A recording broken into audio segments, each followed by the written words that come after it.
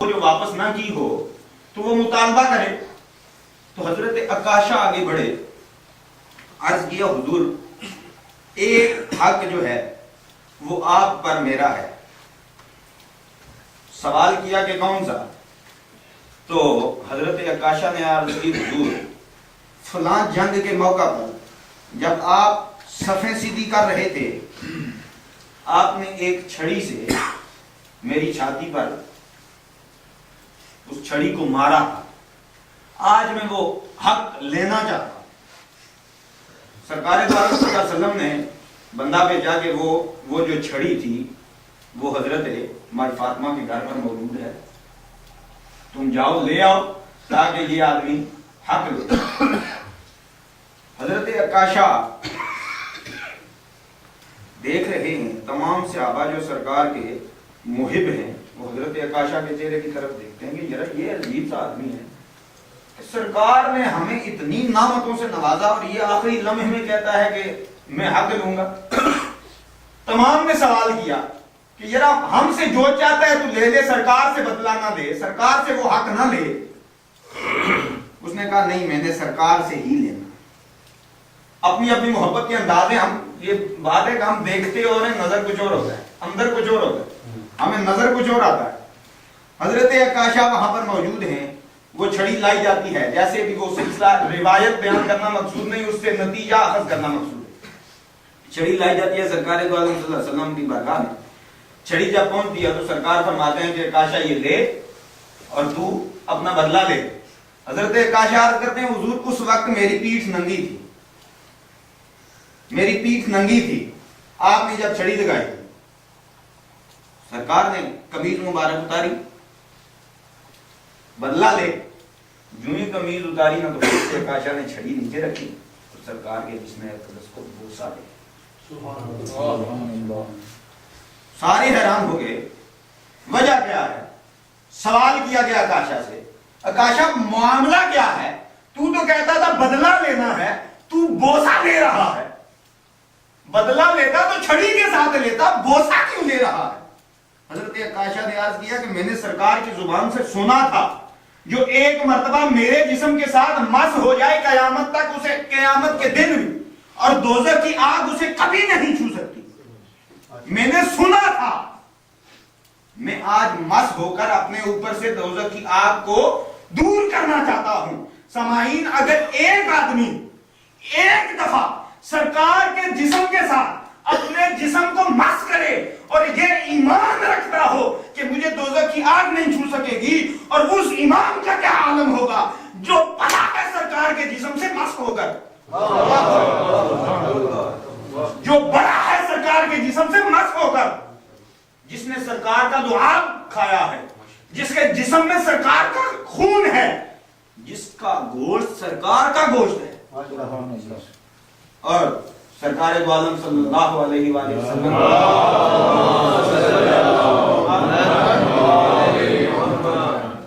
ایک یہ اعلان ہے. دوسری طرف دیکھیے کربلا کا معاملہ, جنہیں ہم سیدنا حر کہتے ہیں. جب امام علی مقام نے خطبہ ارشاد فرمایا نا تو وہ سیدنا حر الفاظ سن کر دوڑتے ہوئے امام کی بارگاہ میں توبہ کی, حضور معاف کیجئے جتنے لمحے ادھر گزارے ان کی توبہ کرتا ہوں. امام نے ایک نظر سے سب کو پانی دے دیا, جتنے لمحے ادھر گزرے نا کتنی برائیاں تھیں. ایک مرتبہ امام کے خلاف بغاوت کا سوچنا میرے نزدیک ایمان سے خارج کر دیتا. کتنی برائیاں تھیں, کتنے لمحے گزرے, امام نے ایک نظر ڈالی, سارے ختم, معاف کر دیا. انہیں سیدنا حر کہتے ہیں. جب وہ اپنے لشکر سے نکلنے لگے نا تو ابن سنان غالباً, یقیناً نہیں, نام کوئی اور بھی ہو سکتا ہے, ابن سنان نے یہ کہا کہ یار تجھے وہ یزید کی باتیں یاد نہیں ہے کہ اس نے کہا تھا کہ ہم اتنا مال تمہیں دیں گے تمہاری نسلیں بھی کھاتی رہیں گی. حضرت حر کا جو جملے تھے وہ تفسیر جلالین کے حوالے سے بات کریں. حضرت حر کے وہ جو جملے تھے آپ نے ارشاد فرمایا کہ اے سنان, تو یزید کے ان جملوں کو دیکھتا رہا جو تمہارے لیے دنیا کے چند دن کے لیے سبحان اللہ. جو چند لمحے گزارنے کے لیے ہوں گے، جنہیں صرف تمہاری زندگی یا تمہارے آل اولاد کھا سکیں گی، اس کے علاوہ کوئی فائدہ نہیں. لیکن میں اس زندگی کی طرف دیکھ رہا ہوں جسے صرف میں نہیں، میرے ساتھ تمام تعلق رکھنے والے بھی کھاتے رہے، تب بھی بڑھتی رہے گی، گھٹے گی نہیں. وہ زندگی ہے. میں اس زندگی کی طرف جا رہا ہوں، تم اس زندگی کی طرف ہو. اگر ایک تلوار امام کی طرف سے اٹھ گئی تو تمہاری زندگی ختم. میں تو قیامت کی زندگی لینے کے لیے جا رہا ہوں. میں اس زندگی کو زندگی دینے کے لیے جا رہا ہوں. اس وجہ سے انہوں نے اس زندگی کو زندگی بخشی. آج تک جتنی بھی زندگیاں ہیں ان کے نام سے اپنی زندگیاں بخشوا رہے ہیں. تو جناب بات یہ ہے کہ حب اہل بیت ہمارے لیے ہر لمحہ، ہر گھڑی پر، اور چاہیے بھی یہی. یہ تو ایک محرم شریف ہے، ہم مجالس کرتے ہیں صرف محرم شریف میں. وہ جو آپ نے کہا کہ ہم وہ پیٹتے ہیں، سینہ کو بھی کرتے ہیں، کچھ بھی کرتے ہیں، سارا اپنے اپنے اعتبار سے ہر آدمی اسے جیسے جیسے مانتا ہے، جیسے جیسے سمجھتا ہے، اپنے لیے اس کے لیے ایک نظریہ ہے. جتنا بھی یہ محرم شریف میں کرتے ہیں، یہ محرم شریف صرف بہانہ ہے اکٹھا ہونے کے لیے. یہ بات ہے، جس کے دل میں محبت اہل بیت ہے وہ جس جگہ بھی چلا جائے گا، محرم آئے یا نہ آئے، اس کے دل میں محبت اہل بیت تو موجود ہے. محرم صرف ہمارے لیے ایک لمحہ فکری ہے. جیسے انہوں نے عرض کیا کہ آپ نئے سال کو کیسے شروع کرتے ہیں؟ ہم تو شروع کرتے ہیں امام کی یاد میں.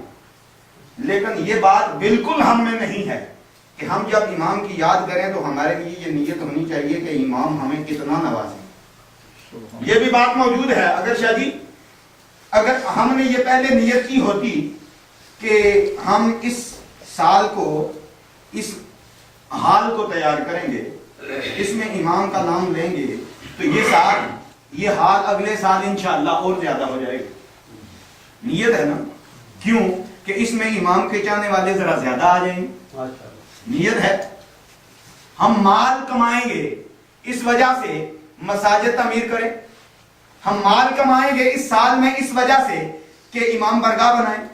ہم مال کمائیں گے اس وجہ سے کہ غریبوں کو روٹی کھلائیں، کیونکہ امام خود کما کے غریبوں کو کھلایا کرتے تھے. یہ نیتیں ہونی چاہیے، ایسی نیتیں. یہ لوگ تو نیت کرتے ہیں نا، ہم نے سگریٹ چھوڑ دیا، سگریٹ چھوڑ دے کے شراب پی لیں گے. یہی بات ہے نا. پیسہ سیو کرنا، مقصد پیسہ سیو کرنا نہیں، مقصد زندگی سیو کرنا ہے. اور زندگی کیسے سیو ہوتی ہے؟ حب اہل بیت کو جتنا تم اپنے دل میں بڑھاتے جاؤ گے، اتنی تمہاری زندگی سیو ہوتی چلی جائے گی. اور یہ آج سے، بلکہ ابھی سے یہ ارادہ کر لو کہ جتنا ہم نے اس مرتبہ حب اہل بیت کا اظہار کیا ہے، اگلے سال اس سے باتیں کریں گے. انشاءاللہ ایک دن ایسا آئے گا کہ ہر قوم پکارے گی ہمارا ہے حسین. ہر قوم پکارے گی ہمارا ہے حسین. یہ بات سچی ہے اور سچی ہو کے رہے گی. وما علینا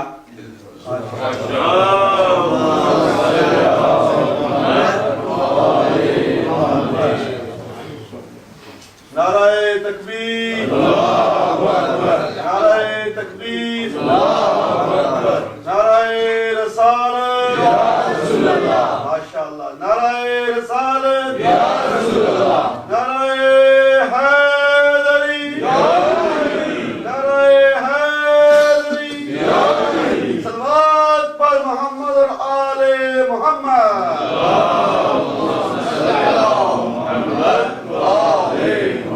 حسینیت، یزیدیت، یزیدیت،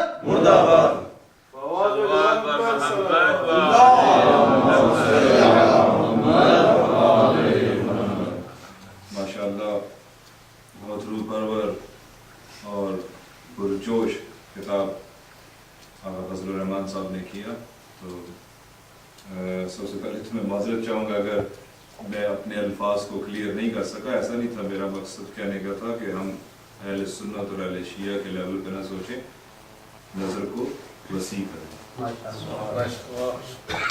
मैं आशूर के ये जो 10 दिन गुजरे हैं, चंद रातों में मैंने ऐसा कलाम सुनाया उन लोगों का जो कि कलमा भी नहीं पढ़ते, मगर उनका कलाम हुब्बे अहले बैत के बारे में सुनो तो अपना जो रूह है वो ताज़ा हो जाती है, ईमान उभर कर आता है। इसलिए मैंने उन लोगों को भी शामिल किया कि कुछ लोग ऐसे हैं जो हुब्बे अहले बैत रखते हैं।